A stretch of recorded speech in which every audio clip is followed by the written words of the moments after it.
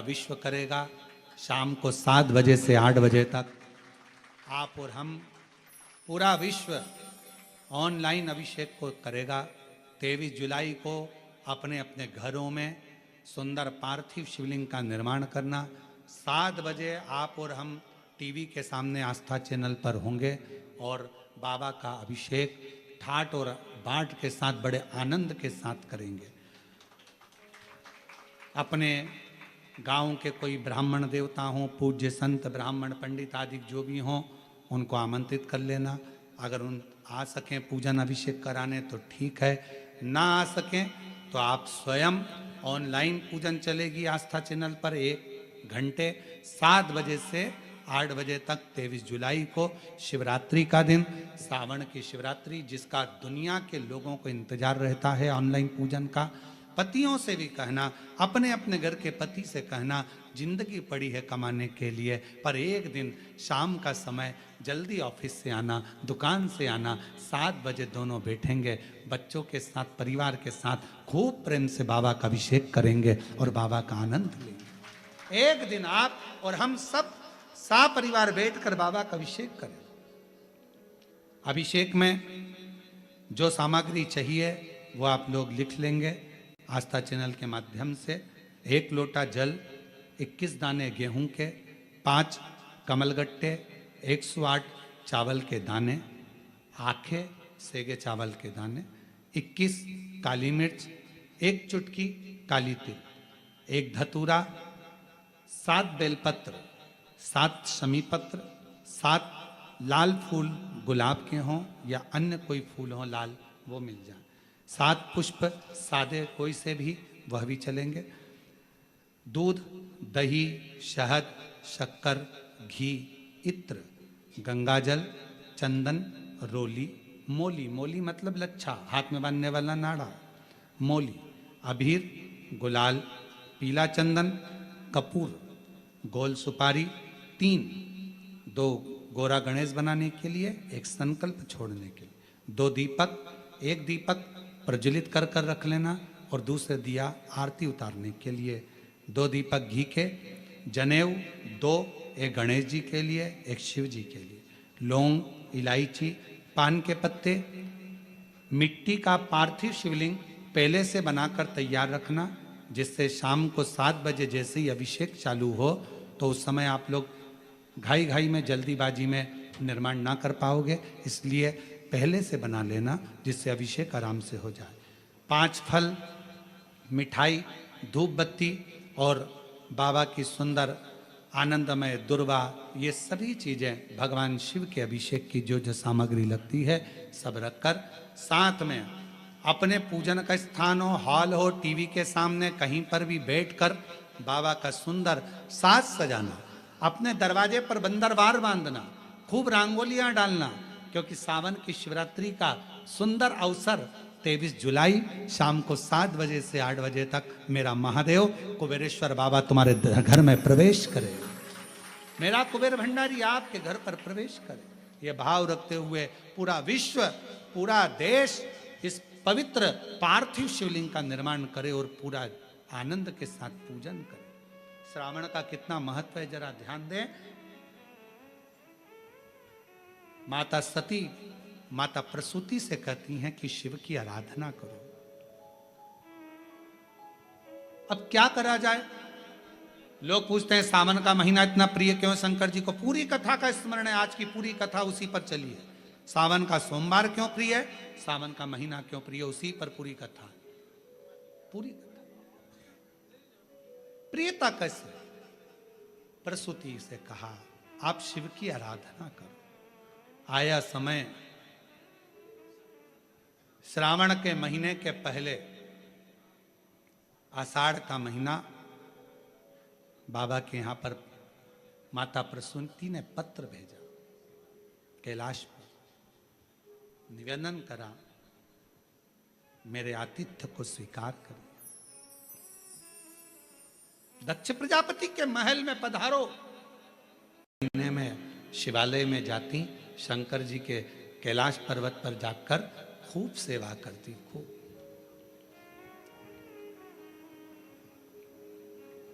प्रथम सोमवारी निकल गई, द्वितीय सोमवारी निकल गई, तृतीय निकल गई, चतुर्थ आ गई। सोमवारियां निकलती चली गई। सावन का आखिरी सोमवार, देवाधिदेव महादेव प्रसन्न हो गए, लक्ष्मी को बुलाया। हे लक्ष्मी, पूरी दुनिया में केवल महासंबोधन मेरे नाम के आगे लगा है। लोग मुझे देव अधिदेव महादेव कहते हैं। सारी पुराणों को केवल पुराण कहा जाएगा, पर शंकर की पुराण को भी महासंबोधन से संबोधित किया जाएगा, शिव महापुराण। लक्ष्मी,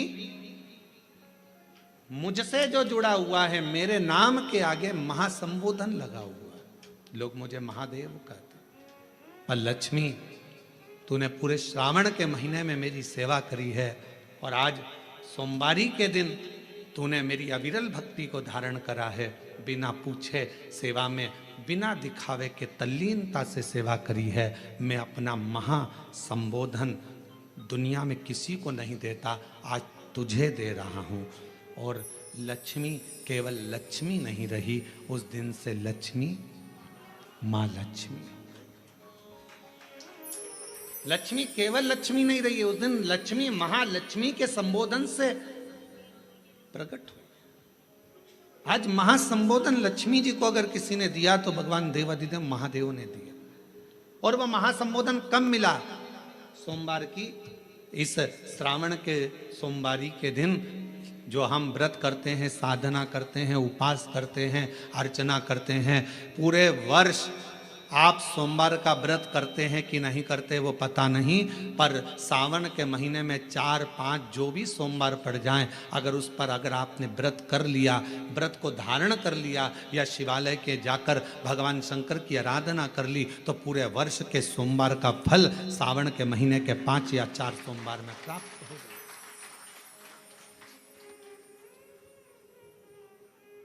श्रावण के सोमवार की इतनी महत्वता है।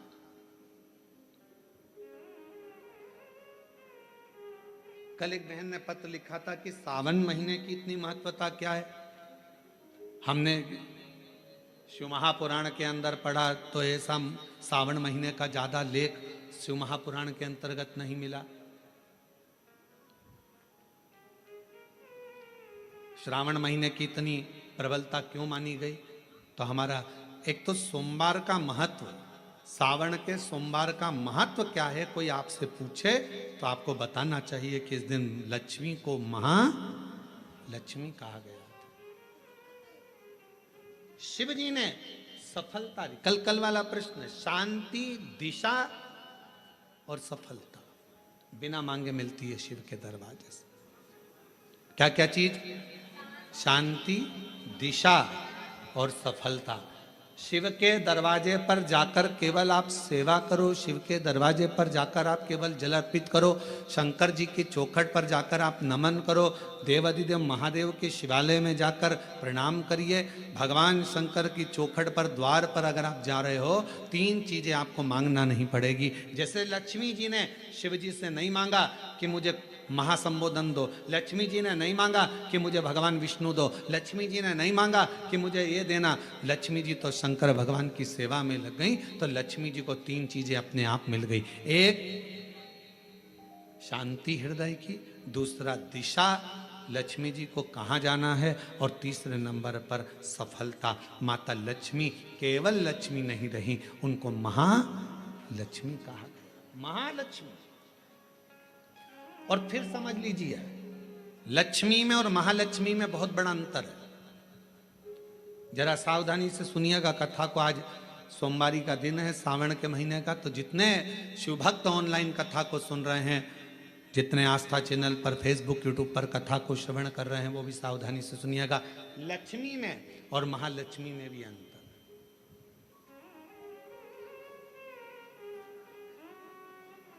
लक्ष्मी माँ आती हैं तो तुरंत चली जाती हैं। लक्ष्मी आती हैं तो तुरंत चली जाती हैं। लक्ष्मी बहुत समय तक तिजोरी में, अलमारी में टिकती नहीं है, पर वही लक्ष्मी भगवान विष्णु जी के आदेश से, भगवान शंकर की कृपा से हमारे घर में आती हैं, तो वो महालक्ष्मी कहलाती है। और महालक्ष्मी अपने घर को छोड़कर कभी नहीं जाती है, वो वहां सदा सदा रहती है। बोल बम का नारा है, श्री शिवाय। महालक्ष्मी हमारे घर में रहती है।